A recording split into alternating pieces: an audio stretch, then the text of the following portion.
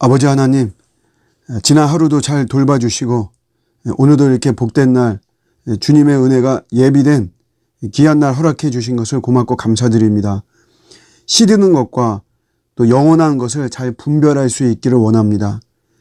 시들고 마르고 헛되게 되는 것에 하나님 주신 은사와 좋은 것들 낭비하지 않게 하시고 영원한 것들, 특별히 우리 하나님의 마음이 있는 곳에 저희들의 삶이 같이 동행할 수 있도록 이끌어 주시옵소서.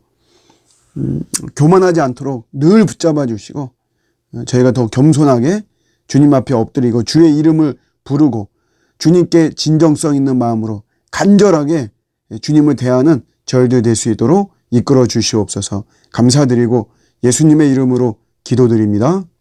아멘. 사사기 8장 20절 21절입니다. 오늘의 말씀 사사기 8장 20절에서 21절. 그의 맏아들 여델에게 이르되 일어나 그들을 죽이라 하였으나 그 소년이 그의 칼을 빼지 못하였으니 이는 아직 어려서 두려워함이었더라. 세바와 살문나가 이르되 내가 일어나 우리를 치라. 사람이 어떠하면 그의 힘도 그러하니라 하니 기드온이 일어나 세바와 살문나를 죽이고 그들의 낙타 목에 있던 초승달 장식들을 떼어서 가지니라. 아멘. 우리가 영적 전쟁에 대해서 이야기할 때 고난을 당할 때 이제 많이 이야기하죠. 그런데 저희들이 정말 조심하고 경계해야 되는 때가 언제냐면 우리가 축복을 누릴 때입니다. 승리하고 성공하는 이런 모습이 있을 때 이때가 사실은 치열한 영적 전쟁이 벌어지는 때예요. 왜냐하면 우리가 교만해서 무너질 수가 있거든요. 오늘 기드온이 이제 그거를 잘 보여주고 있습니다. 7장에서는 미디안을 물리치고 그런 전쟁을 하나님의 전쟁으로 이해를 하죠. 그래서 그가 믿음으로 순종해서 300용사로 하나님의 승리의 통로가 됩니다. 근데 오늘 이제 8장에는 전혀 180도 사실 다른 모습이에요. 얼핏 보면 잘 모르지만 잘 설명을 들으면 이렇게 변질될 수가 있구나. 이렇게 무너질 수가 있구나. 정말 거룩한 비전과 야망은 종이 한 장 차이구나. 이런 거를 우리가 발견할 수 있습니다. 8장 전반부에는 에브라임 지파가 불평을 하는 내용이 나옵니다. 왜냐하면 에브라임 지파도 나름의 세력이 있는데 왜 미디안과의 전투에서 전쟁에 자기들을 제외시켰냐라고 이렇게 이야기하죠. 근데 대답이 기드온이 너무 멋있는 말을 합니다. 너희의 끝물 포도가 내 만물 포도보다 더 낫다라고 이야기를 하죠. 협상의 기술로 풉니다. 그러나 이거는 자신의 능력을 더 이제 드러내는 이런 모습을 보여주고 있어요. 신앙적인 모습을 전혀 찾아볼 수 없습니다. 우리가 6장이나 7장에서 기드온 하나님이 콜링했을 때 기드온이 징표를 보여달라고 그러죠. 어떻게 보면 좀 불신앙적인 것 같은, 하나님을 믿지 못해서 사실 그런 모습인데 어쨌든 전체적으로는 하나님의 어떤 징표를 받아서 그걸 통해서 자기가 콜링 받았구나 하는 거를 확실히 알고 싶어하는 이런 모습, 신앙적인 모습, 신앙의 틀 안에 들어가 있는 모습이죠. 그런데 오늘 에브라임 지파와 이 불평이 생겨 이거를 해결하는 과정 속에서는 신앙적인 모습은 전혀 없습니다. 자신의 어떤 협상의 기술로 자신의 능력이죠. 이런 걸로 푸는 모습을 보여주고 있어요. 그리고 이제 군사들이 매우 피곤했습니다. 그럼에도 불구하고 미디안의 두 왕을 사로잡기 위해서 끝까지 추격을 하죠. 이런 과정 속에서 숫곳 지역의 사람들과 분우엘 사람들이 기드온에 대해서 협조하지 않습니다. 냉담한 모습을 보이죠. 근데 여기에 대해서 기드온이 복수의 칼을 휘두릅니다. 그러니까 내가 나중에 미디안의 두 왕을 다 이제 사로잡고 온 다음에 내가 너희들을 가만두지 않겠다. 이런 말을 선포를 하고 그러죠. 벌써 삐끗대는 기드온의 모습을 볼 수 있습니다. 결국 미디안의 왕들을 토벌하고 돌아오는 길에 숫곳의 장로들 77명을 복수하죠. 살해합니다. 그리고 분해엘의 망대를 파괴해서 그 지역을 황폐화시키는 이런 모습이죠. 뿌리는 뭐냐면, 야, 내가 이렇게 유명하게 됐는데 너희들 나를 몰라주고 내 일에 협조를 하지 않고 감히 내가 하는 일에 협조를 안 해? 이런 어떤 분노가 있는 거죠. 나를 우습게 본다라고 하는 거에 대한 분노가 이렇게 있습니다.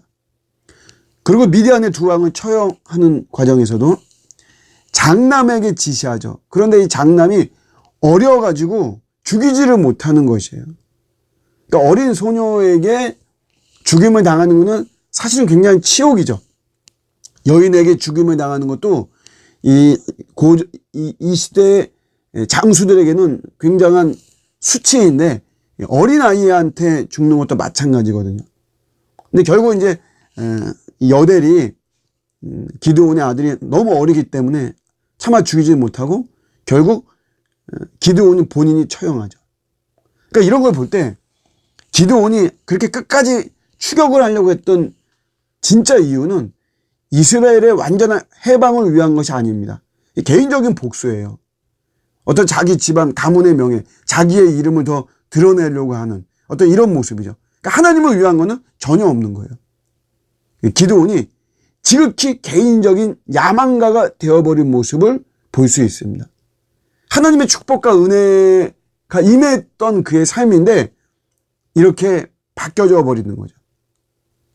저는 좀 잘 되거나 좀 잘 풀릴 때 두려움이 좀 있는데 뭐 사실 지금도 있고요. 근데 그 두려움의 질이 좀 다릅니다. 예전에는 이런 두려움이 많았어요. 이게 중단되면 어떡하나. 내가 지금 이렇게 잘 되고 내가 잘 풀리고 있는데 이게 이제 끊어지면 어떡하나. 더 이상 이런 잘 되는 것이 지속되지 않으면 어떻게 될까? 아니면 오히려 내가 더 이렇게 하락하는 이런 모습이 되면 어떻게 되나. 그런 거에 대한 두려움이 있었는데 지금은 이제 그런 것보다도 이게 내가 교만하게 되고 내가 우쭐하게 되면 어떻게 될까? 이게 나도 모르게 나오는 겁니다. 이 교만은 작심해서 그런 것보다 사실 나도 모르게 내가 나오는 것이거든요. 사실 그런 모습이 좀 더 많이 두렵죠. 유진 피터슨의 성공주의 목회자라는 책에 보면 유진 피터슨이 목사의 변지 요인에 대해서 이야기할 때 가장 큰 것으로 말하는 게 뭐냐면 하나님의 은혜로 이야기합니다. 좀 굉장히 좀 충격적이죠. 어떻게 하나님의 은혜가 목사를 변질시키는 요인이 될 수 있을까? 근데 잘 보면 하나님의 은혜가 임했어요. 그래서 내가 강해졌습니다. 내가 부강해졌어요. 나의 명성이 더 높아지고 내 사역의 영역이 넓어지고 막 그랬죠. 그런데 그때 교만하게 돼서 하나님과 더 멀어진다는 것이죠. 우리 주변에도 이런 일도 많이 있고 여러분들도 이런 거 경험한 적도 사실 많이 있을 겁니다. 잘 되어서 내가 잘 돼서 내가 지금 잘 풀리고 내가 지금 생각지 않게 잘 나가고 이래서 하나님을 등한시하게 되는 거죠. 결국은 사실 우리가 그런 잘 되는 모습 속에서 더 우리 주님과 하나가 되고 주님 뜻대로 어떻게 하면 나의 것이 주님의 뜻대로 잘 쓰임받을 수 있을까? 우리가 이렇게 나오고 하나님을 더 예배하고 경배하는 그 맨 앞자리에 나와서 이 놀라운 은혜를 송축하고 경배하고 이래야 되는데 그러지 못하는 거죠. 그래서 우리가 하는 말이 바빠서 멀어진다는 거예요. 내가 바빠서. 내가 예전에 힘들고 어렵고 고난당할 때는 더 기도하고 내가 말씀 보고 주님 생각도 많이 하고 주의 이름도 불렀는데 지금은 내가 너무 바빠서 내가 너무 잘 나가고 내가 잘 풀리고 하다 보니까 주님은 뒷전에 있는 거죠.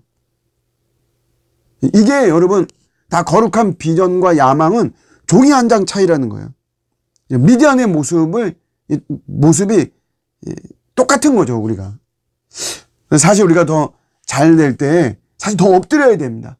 바울에게 하나님께서 육체의 가시를 주셨어요. 정말 신비한 하나님의 축복인 것입니다. 바울이 엄청 잘 되고 사역적인 면에서 사실 그런데 그는 교만하지 않고 계속해서 엎드리는 게 이 육체의 가시 때문에 그런 거죠. 우리도 이게 잘 되고 잘 풀릴 때, 이게 하나님의 은혜거든요. 그럴 때 더 엎드려야 됩니다. 더. 근데 잘 풀리기 때문에 더 엎드려야 됩니다. 옛날에는 힘들어서 엎드렸다면 지금은 내가 교만하지 않도록, 내가 하나님과 더 멀어지지 않도록 더 엎드려야만 되는 것입니다. 예, 우리가 비전이 야망으로 변화되지 않기를 바라고요. 더 잘 되고 잘 풀릴 때 더 엎드리는 가운데 계속해서 하나님께 쓰임받고 주의 영광이 임하는 저희들의 삶이 되기를 주님의 이름으로 축복합니다. 아멘.